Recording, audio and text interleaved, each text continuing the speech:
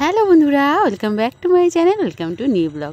সুন্দরবনের ছোট্ট একটি গ্রাম থেকে আমি সাথী তোমাদের সকলকে আমার নতুন ভিডিওতে অনেক ওয়েলকাম জানিয়ে আজকের ভিডিওটা সকাল সকাল শুরু করেছি। তো দেখো, সকালবেলা ঘুম থেকে উঠেই না মন ভালো করে একটা রৌদ্র দেখতে পেলাম। বাড়িতে ছোট বাচ্চা থাকলে দেখবে জিনিসপত্রের যেন শেষই থাকে না। আর আমাদের প্রচুর রয়েছে, যেহেতু মানে আমার দাদার মেয়ে, তো ওর তো এক গাদা জিনিস রোজ দিন বেরোয়, তো না শোকাতে পারলে না জমিয়ে রেখে দিতে হয়। তো আজকে এত সুন্দর রৌদ্র বেরিয়েছে, ওর জিনিসপত্র চারিদিকে, সঙ্গে ওর মায়ের জিনিসপত্র, তার উপরে আমার জিনিসপত্র। আবার মা লেগে পড়েছে কাচাকুচি করতে, কারণ এই যে সবে সবে পুজোটা গেল, আর পুজোতে আমাদের বাড়িতে কাকু কাকিমা তাদের ছেলেমেয়েরা এসেছিলো। এই যে হয় না, বিছানা মাদুর সমস্ত কিছু নোংরা হয়ে যাওয়া লোকজন আসলে যেটা হয়, তো মা কী করছে, সেগুলো আবার এত সুন্দর রৌদ্র দেখে কাচাকুচি করে চারিদিকে মিলিয়ে দিচ্ছে। মোটামুটি আমি ঘুম থেকে উঠেই দেখলাম চারিদিকে পুরো ভাড়া, মানে টানা, যেটাকে বলবো দড়ি টানানো, তো সেটা পুরো ভরে গিয়েছে। তো আমি আর কি করব, যতটুকুনি ফাঁকা আছে যেখানে যেখানে আমিও ঠিক মানে ভরিয়ে দিলাম একদম। আর মা দেখেছো বিছানার চাদর কাঁথা সব কিছু কাচাকুচি করছে। আমার মা একটুখানি মানে কি বলবো, অন্যরকম পরিষ্কার পরিচ্ছন্ন রাখতে ভালোবাসে, সেটা খুব চটজলদি। মানে এই যে চলে গিয়েছে হবে করব এরকম ব্যাপার নয়, মানে যেদিনই চলে গিয়েছে তার পরের দিনই সব কিছু কাচাকুচি করতে হবে, বা পারলে সেই দিনই করে ফেলে, এরকম হচ্ছে ব্যাপার আর কি। আর এমনিতেও প্রচুর কাজ করে আমার মা, তোমাদের তো বলে বলে মানে আমি বলি সব সময়, কিন্তু শেয়ার করাও হয় না। একদিন সারাদিন মায়ের পরিশ্রমটা শেয়ার করব, সেটা আর হয়ে ওঠে না। তো সে যাই হোক, তারপরে তো মানে কী বলবো বলো তো, তখন তোমরা বুঝতে পারবে যে আমার মা কতটা ঠিক পরিশ্রম করে। তো সে যাই হোক, এই যে আমি ঘুম থেকে উঠে গিয়েছি আর তাড়াতাড়ি করে ব্রাশ করে নিচ্ছি, কারণ কি বলো তো, এমনি একটুখানি বেলা হয়ে গিয়েছে আজকে ঘুম থেকে উঠতে, পড়ানো নেই যেহেতু ছুটি চলছে, হ্যাঁ একদম লক্ষ্মী পুজোর পরে পড়ানো, তো ওই জন্য একটুখানি ঘুম থেকে দেরি হয়ে গিয়েছে উঠতে। কিন্তু আমার তো দেরি করে ঘুম থেকে উঠলে হবে না, কারণ টাইম মতন খাওয়া দাওয়া রয়েছে। মাঝে মাঝে ছুটির দিনে দেরি হয়ে যায়, তো তাড়াতাড়ি করে ঝটপট করে ব্রাশ করে একদম ফ্রেশ হয়ে রেডি হয়ে নিচ্ছি, খেয়ে নেবো এবারে সকাল সকাল। তো কী বলো তো, প্রত্যেক দিন সকাল সকাল খেতেও ভালো লাগে না, ওই যে ইচ্ছে না থাকলেও তবুও খেতে হয়, হ্যাঁ, কারণ এই পরিস্থিতিতে খাওয়াটা খুবই মানে কি বলবো দরকারি। সে যাই হোক না কেন, যাই খাই না কেন, সকালবেলা একদম টাইম করে বা নিয়ম করে খেতে হবে। আবার হচ্ছে মানে সকালের পরে 10টার দিকে, আবার 10টার পরে ফল রয়েছে, ফলের পরে আবার মানে স্নান করে দুপুরের ভাত রয়েছে, বিকেলে কিছু স্ন্যাক্স রয়েছে বা টিফিন রয়েছে, আবার সন্ধেবেলা খাওয়া দাওয়া, আবার রাতের বেলা, এরকম। আর বলো তো মানে পাচ্ছি না, এরকম একটা ব্যাপার আর কি।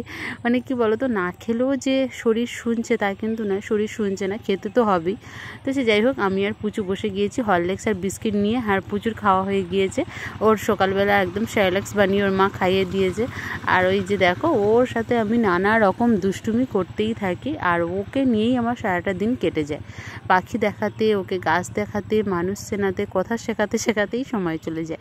বেশ ভালোও লাগে জানো তো, একটা মানে কি বলবো অন্যরকম ভালো লাগা কাজ করে। হ্যাঁ, এটা হয়তো আমার শ্বশুরবাড়িতে থাকলে আমি পেতাম না। এই সময় এই জার্নিতে হাসি খুশি থাকাটা নাকি খুবই দরকারি। তো ওই জন্য ওর সাথে আমার সারাদিন হাসতে বকতে কথা বলতেই চলে যায় সময়। তারপরে দেখো, সকালের খাওয়া দাওয়া শেষ করে ওর সাথে পড়ে আমি ঘুমিয়েও নিয়েছি, আবারও একবার ঘুমিয়ে নিয়ে দেখো সকালের খাওয়া দাওয়া শেষ করে দুপুরে বসে গিয়েছি চিকেন রান্না করতে। তো বসতাম না, বৌদি বললো যে তুমি চিকেনটা সুন্দর করে করতে পারো, তো তুমি করতে থাকো, মানে সব শেষে আমি চলে আসবো, তখন তুমি উঠে যাবে, ততক্ষণ আমি পুজোকে স্নান টান করিয়ে দিই। তো বৌদি গিয়েছে পুজোকে স্নান করে মানে খাইয়ে ঘুম পাড়াতে, আর আমি এদিকটা চলে এসেছি চিকেন রান্না করতে। নবমীর দিন চিকেন হয়েছিল আমাদের বাড়িতে, তারপরে দশমীর দিনটা বাদ গিয়েছে, আর আজকের মানে একাদশী, হ্যাঁ একাদশীর দিন, একাদশী বলবো না, দ্বাদশীর দিন আবার মাংস হচ্ছে। তো সে যাই হোক, এই যে ঝটপট করে আমি রান্না করছি, ঘরে কেউ নেই, আমরা 4-5 জনই খাবো। তো এই যে অল্প করে দেখো মাংস, বেশি মাংস নয়, তাও ওই যে মশলাটা আমি ভালো করে কষিয়ে নিলাম। মাংস রান্না সকলেই জানো, কি আর বলবো, পেঁয়াজ রসুন আদা লঙ্কা গুঁড়ো হলুদ গুঁড়ো সব কিছু দিয়ে সামান্য একটু জল দিয়ে ভালো করে মশলাটাকে আমি ম্যারিনেট করে নিচ্ছি। এই যে দেখো মশলাটা ভালো করে ম্যারিনেট করে নিয়ে তারপরে চিকেনটা দিয়ে দেবো। তো চিকেনটা কিন্তু মানে দেশি মুরগি, পোলট্রি বা কয়লার নয়।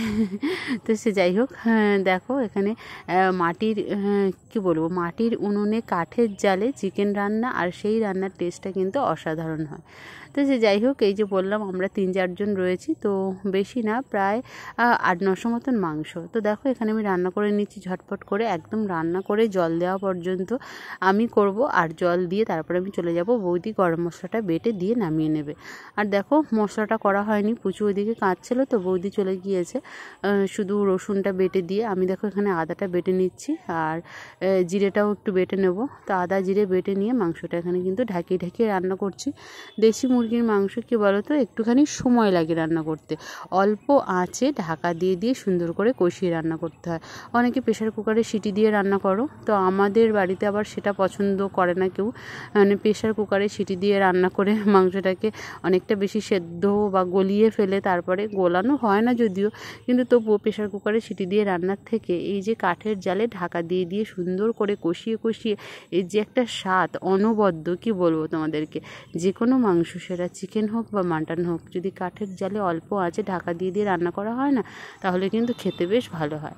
তো দেখো আমি এখানটা শিলপাটাতে আদাটা বেটে নিচ্ছি।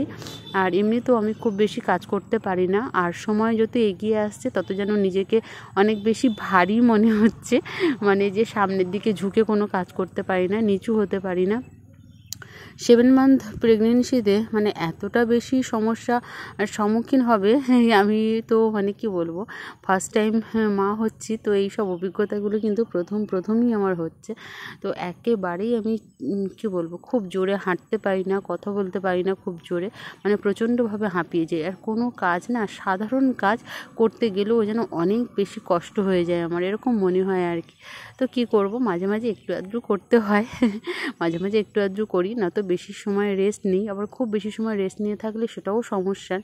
তো সে যাই হোক, বৌদি দেখো পুজোকে স্নান করে নিয়ে এসছে, বলছে তোমার কত দূর হয়েছে, তুমি যদি না পারো উঠে পড়ো, এরকম বলছে আমাকে। আমি বলছি না না পারবো, মোটামুটি মাংসের মধ্যে আলুটা দিয়েও কষানো হয়ে যাক, কষিয়ে কষিয়ে তারপরে জল দিয়ে আমি যাচ্ছি, ততক্ষণে তুমি চলে আসবে।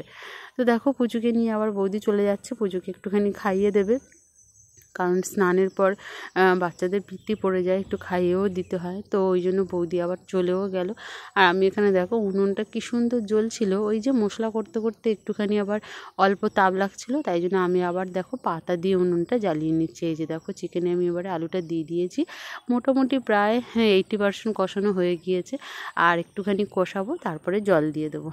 আর ব্লগ তোমাদের সাথে তো শেয়ার করতে পারছি না, বারবারই বলি, তো কিছু মনে করো না, এভাবেই কিন্তু 2-3 দিন 4 দিন পরপর করে ব্লগ আসবে। চলো কী কী রান্না হয়েছে দেখাই। বৌদি এখানে রান্না করেছে তেলাপিয়া মাছ, পুকুরের পাঙাশ মাছ কপিস ছিল, বড়ি দিয়ে আলু দিয়ে এখানে একটা তরকারি রান্না করেছে, এখানে আমাদের মাছ উচ্ছে আলু দিয়ে এই যে চচ্চড়ি মতন করেছে, আর এখানে এই যে চিকেন। তো এই হচ্ছে দুপুরের মেনু।